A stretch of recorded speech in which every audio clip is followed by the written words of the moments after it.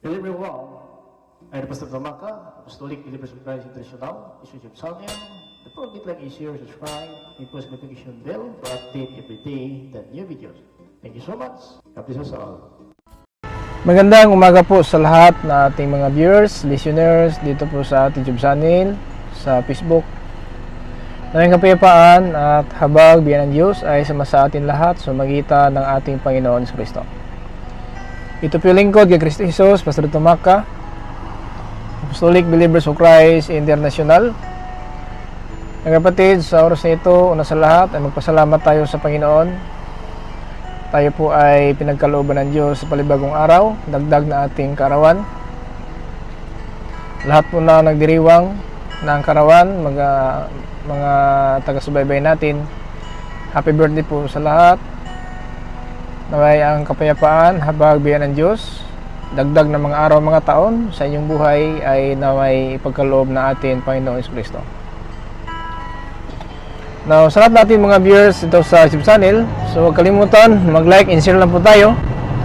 Subscribe natin, i-post natin ang notification bell para update po tayo sa bawat araw ating palibagong video o live streaming natin sa salita ng Diyos. Ito po ay napakahalaga po sa atin. Now, today is May 31, 2024. Na mga kapatid, dagdag naman ito na ating mga taon. Kaya pasalamatan una sa lahat ng Panginoon. Isa Psalms 92 verse 1. Isang mabuting bagay ang magpuri at magpasalamat sa Panginoon. Kaya mga kapatid, ang dapat natin gawin, magpasalamat tayo sa lahat ng panahon sa ating buhay. Habang nabubuhay po tayo sa limutan na ito, ay magpasalamat tayo sa Panginoon.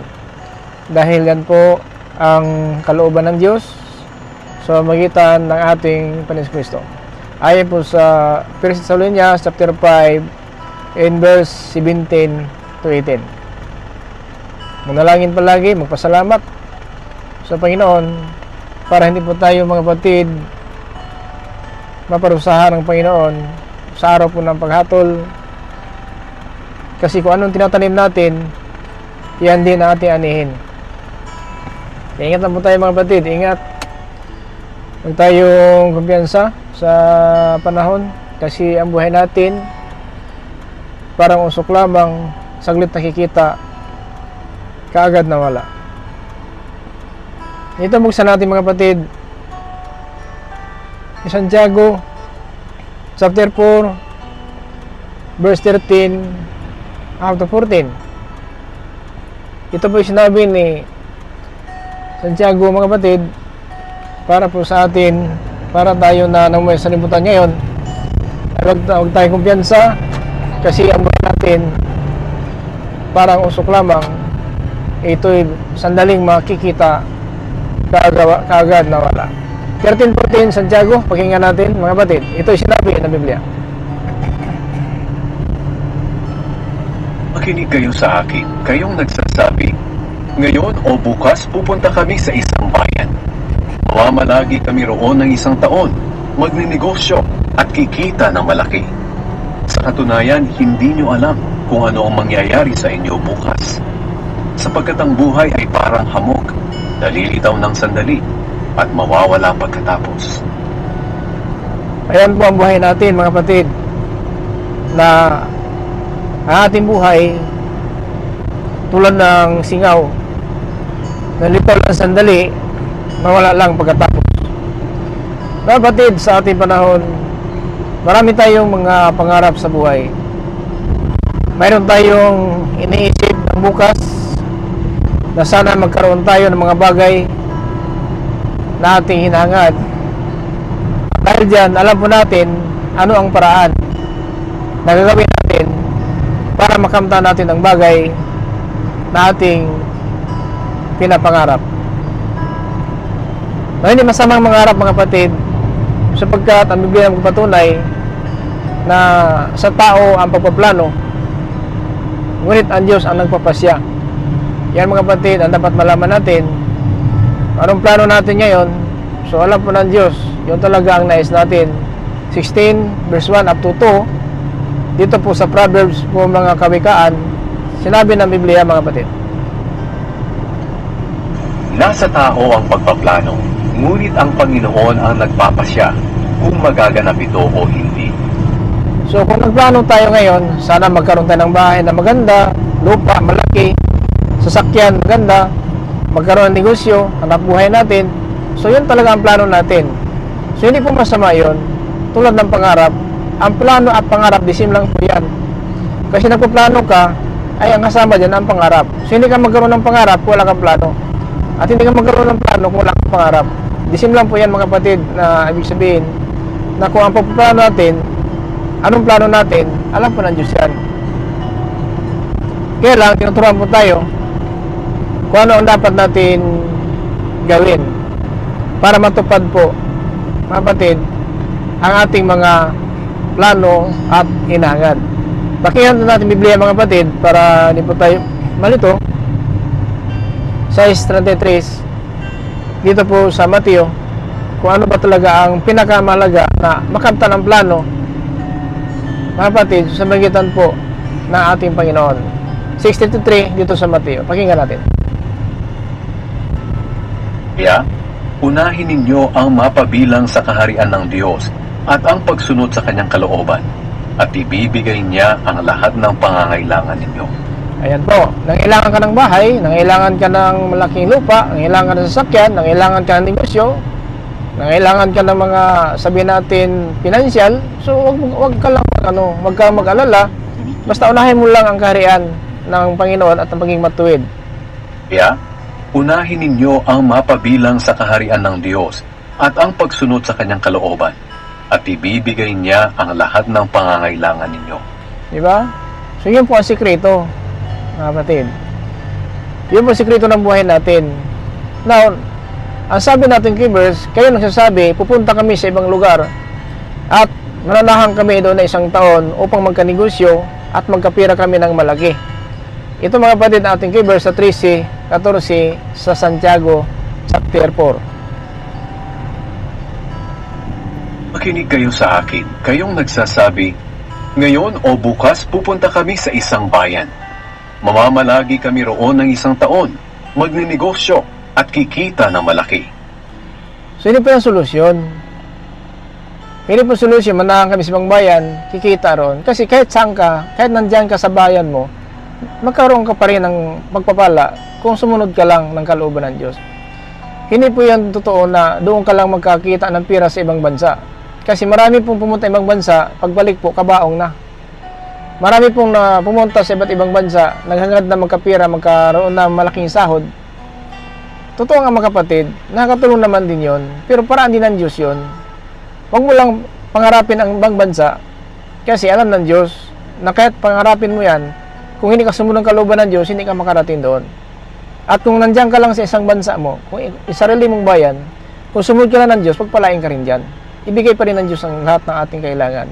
Hindi na po paraan na punta ko ng Japan, punta Amerika, Hong Kong, China, Indonesia, saan man tayo mag-abroad. Hindi po ang solusyon yan kapatid, na dahil naka-abroad ka, makamit mo na ang bagay. Kaya nga, sinabi ko na nga, may naka-abroad talaga na pinagpala at may naka-abroad naman na sabi natin na masaklap ang nangyari. May tumalon sa building, may inabuso ng amo, kasi diskarte lang po nila yon. Dahil sa papers, dahil po sa legal na papers, nakapasok, pero ang magdating doon, napahamak. No? Mayroon naka-abroad na kalooban ng Diyos, pagdating sa abroad, pinagpala. So talagang nakamtan para ng Diyos na maka-abroad para makamit mo talaga dahil naghanap ka ng kaharian at namuhitan ng matuwid sa harapan ng Diyos. So alam ng Diyos na kung dyan sa bayan mo lang din, ay kulang-kulang talaga ang pamumuhay mo. Kaya paratingin ka ng Panginoon sa abroad, iningatan ka ng Panginoon sa abroad, hanggang nakauwi ka, ilang taon ka na doon sa lugar na yon, hanggang umuwi ka at nakapagnegosyo ka dahil po sa gawa ng Diyos. Yan po mga kapatid.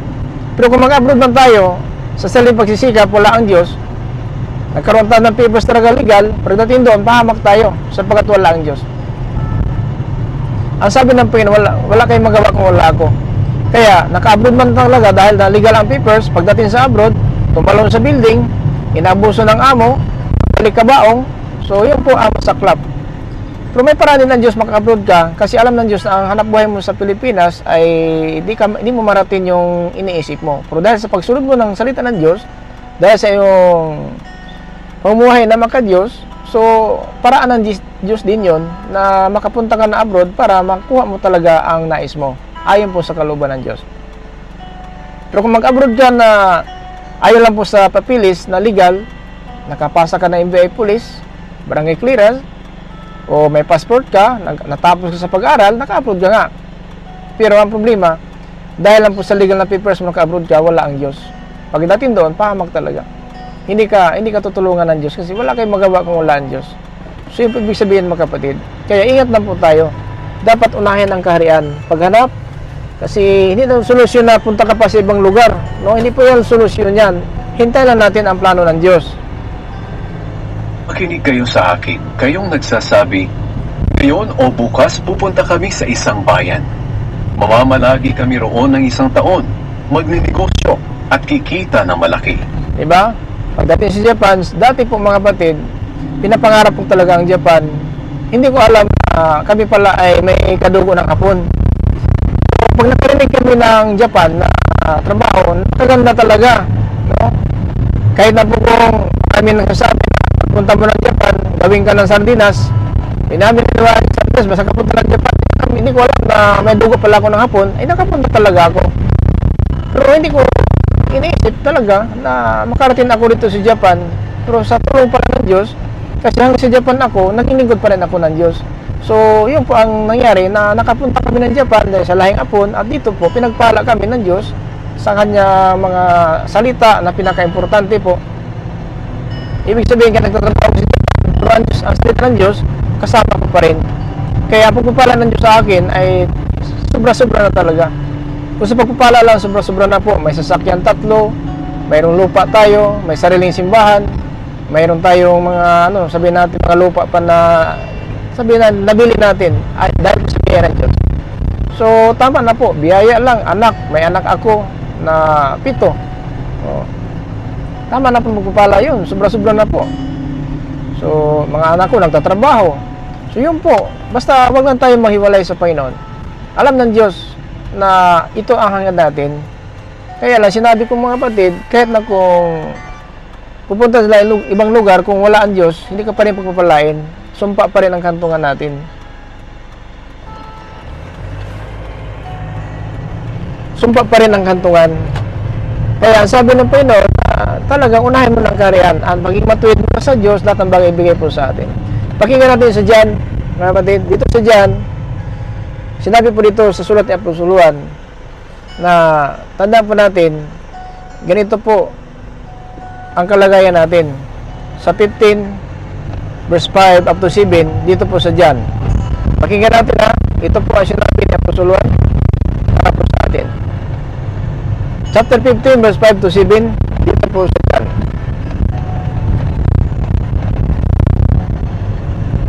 Ko ang puno ng bukas, at kayo ang aking mga sanga. Ang taong nananatili sa akin at ako rin sa kanya, ay mamumunga ng marami. Ayan. Yan, siya ang puno, tayo ang sanga, mga manampalataya. Ating Panginoon Kristo, siya po ang puno natin. Din, manampalataya po tayo ng kanyang salita. At kung matili po tayo, magbubunga tayo ng marami. So marami tayong mga hinangad na mga bagay. At kung tulad ng tatanim tayo ng palay, kung hindi magbubunga yan, wala kang makukuha. So nagtanim ka ng palay, pero wala kang makukuha. Ganun po ang sistema natin. Now, ang ating tinatanim nga sa harapan ng Diyos, ito po ang pagsunod para magbubunga tayo ng marami. Dahil, Sapagkat wala kayong magagawa kung hiwalay kayo sa akin. ayan po, wala kang magagawa kung wala kayo sa akin. Kaya marami nagka-abroad nga na wala ang Panginoon at saka nakapunta na abroad, napahamag talaga. Pag alis buhay, pagbalik kabaong. At saka, marami pong pinapahamak ng mga amo, inabuso. Ayaw po ng Diyos na anak na abusuhin ng mga tao. Iba ang anak. Kaya, kailangan maging anak tayo ng Diyos sapagkat kung anak tayo ng Diyos, walang magagalaw sa atin. Kaya Satanas mga kapatid, hindi tayo magagalaw ni Satanas. No? Hindi tayo magagalaw ni Satanas. Verse 7. Kung mananatili kayo sa akin at ang mga salita ko'y mananatili sa inyo, ipagkakaloob ko ang anumang hilingin ninyo. O, di ba? Amen. Basta matilin tayo sa Diyos. Huwag mo na isipin, abroad ako, talaga, magkapira ako. Hayaan mo lang. Manatilan tayo sa Panginoon. Alam ng Diyos, abroad ka. Alam ng Diyos na mayroon kang mga hinangan na bagay. At yan ang paraan ng Diyos na makuha mo talaga yan sa magitan ng pag-abroad. Pero kung mag-abroad man, ikaw talaga ay magsisikap mag-abroad, kuha ka ng police, NBI, barangay clearance, passport, tapos ka sa pag-aaral, naka-abroad ka talaga. Kung wala ang Diyos, pahamak ka pa rin. Kahit hindi ka maka-abroad, basta na ng Diyos, palayan pa rin tayo. Pero may paraan ng Diyos, anong paraan na makamta ng mga bagay, sa paraan ng Diyos, hintayin mo lang. Huwag ka lang dalos-dalos na mapahamak ka pala sa ating mga hinahangad, yun pala kapahamakan natin. Sinabi ko na nga, sa balita, sa social media, marami nagsiyakan sa ibang bansa na pagdating doon, inabuso ng amo. Hindi papayag ang Diyos na kung anak tayo ng Diyos, abusuhin tayo ng tao.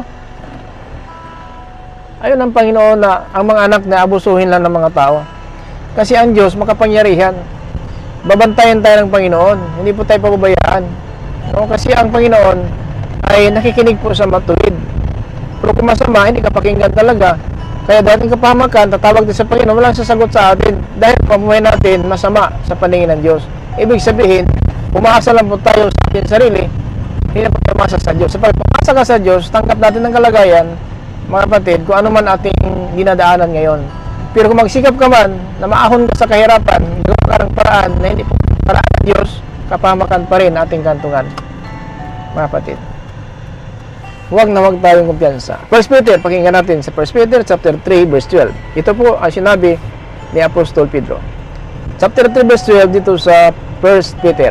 Mga kapatid, ito po yung sinabi. Sapagkat iniingatan ng Panginoon ang matuwid. Sapagkat iniingatan ng Panginoon ang matuwid. Sino mag-abuso sa iyong amo? Pagdating sa ibang bansa, inaabuso ng amo, kinandaduhan sa kwarto, hindi pinapakain, hindi pinapainom, hindi ka makagalabas sa bahay, nakakadina ka sa loob ng bahay ng amo mo, punta ka sa ibang bansa. Pero kung ang Diyos talaga ang mag-ingat sa atin, hindi ka abusuhin ng tao. Sapagkat iniingatan ng Panginoon ang matuwid. At sinasagot niya ang mga panalangin nila. Okay? At sinasagot nila ang panalangin nila. Lord, sana magkaroon ako ng bahay, Lord. Lord, sana magkaroon ako ng sasakyan. Lord, sana magkaroon ako ng lupa para makakimatan man ang aking mga palayan. O, hingin mo yun. Sinasagot ang panalangin na matuwid. Kaya dapat matuwid na pamuhay para hindi tayo makulangan na ating pangailangan araw-araw. Sa lahat ng panahon natin buhay sa libutan, kasama natin ang Diyos. Yan ang sikreto mga kapatid. Ngunit sa masama, Ngunit galit siya sa mga gumagawa ng masama. kaya, simple mga kapatid, galit ang Diyos sa iyo, bigyan ka ng Diyos. Galit ang Diyos sa mga masama. Kaya huwag maging masama para hindi mapahamak at ang biyaya ng Diyos ay ating makamtan. Yan mga kapatid ang dapat malaman natin. Huwag na tayong kumpiyansa. Inaabuso kasi minsan ng salimutan ang kapanahonan. Diba? Pupunta kami sa ibang lugar, maninirahan kami ng isang taon, magkapira ng marami, pero natin alam ano mangyari ng bukas. Ayon po sa chapter 4 verse 14. Sa katunayan, hindi nyo alam kung ano ang mangyayari sa inyo bukas. Sapagkat ang buhay ay parang hamog, dalilitaw ng sandali, at mawawala pagkatapos. Diba? Hindi natin alam bukas. Sa katunayan, ang totoo, hindi ninyo alam kung ano mangyari ng bukas. Tulog nga ng gabi, pagka kinabukasan, tumitigas na ang katawan. Diba? Ganun po ang buhay natin.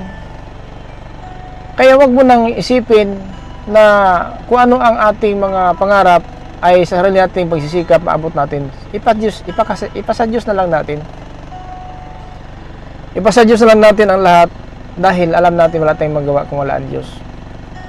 Sa John 15 verse 5, for without me you can do nothing. Talaga, wala tayong magawa ang Diyos. Kaya sinabi ko na nga, example natin na, kuha ka ng passport, NBI, police clearance, barangay clearance, ikaw po may diploma, nakatapos ka ng course mo, tapos ka ng kuliyo, ano pa man ang natapos mo, kaya makapasok ka sa abroad. O yun po, pagsikap mo yan. Kung ang Diyos wala, pagdating doon inabuso ka, tumatalo ng iba sa building, patay, pagbalik po sa kanilang pamilya, lungkot na lang. At pagdurusa po ang naramdaman sa nangyari po. Pero ang sinabi ng Biblia na mga kapatid sa 1 Peter, balikan natin 1 Peter, napakaliwanag po dito, chapter 3 verse 12, iniingatan ng Panginoon ang matuwid. Sapagkat iniingatan ng Panginoon ang matuwid. Di ba? At Sinasagot niya ang mga panalangin nila. Ngunit galit siya sa mga gumagawa ng masama. di ba? Yun po ang sikreto. Yan ang diferensya. Kasi minsan po buhay natin mga kapatid, talagang inaasahan na po natin ating karunungan, ang Diyos binabaliwala po natin. Kahit naman kung ano ang ating hinahangad, kayang-kaya po ng Diyos yan. Walang mahirap sa Diyos. Walang mahirap sa Panginoon. Gagawa niya lahat ng bagay. Nagawa ang langit at lupa sa kanyang salita. Buwan, bituin, araw, mga pananim, ayon sa salita ng Diyos. Ginawa tayo galing sa alabok, naging tao tayo na may buhay. Lahat magawa ng Diyos. Pero tayo wala tayong magawa. Sana mga kapatid, huwag tayong asa sa sarili natin karunungan. Huwag tayong asa sa sarili nating lakas. Sa Diyos tayo asa na makagawa lahat ng bagay. Kasi karunungan natin, kulang pa yan sa paningin ng Diyos. Lahat ng kayamanan natin, hindi yan madala natin sa pagharap sa hukuman, pagdating ng hatol. Lahat na anong ating karangalan sa libutan, hindi mo madala yan. Hindi yan makapagpigil ng galit ng Diyos. Pero kung mamuhay tayong matuwid, nakikinig ang Diyos at iningatan tayo ng Diyos. Bakit kung masama tayo, ang Diyos ay galit sa atin. Kung galit ang Diyos sa atin, parusa ang kantungan. Yan mga mensahe ng Diyos para po sa atin. Sana po nakatulong sa atin ang mga mensahe na ito. Kaya pagpalain tayo ng Panginoon, lahat natin mga best listeners, sa channel sa Facebook, kapayapaan na habang biyan ng Diyos, na suma sa atin lahat, sa magitan ng ating Panginoong Kristo. Ito Billy Cristo Jesus, Pastor Tumaka Apostolic, Believers of Christ International. See you to us, grace, mercy, in peace. Be with us, Jesus Christ. Amen. Bye.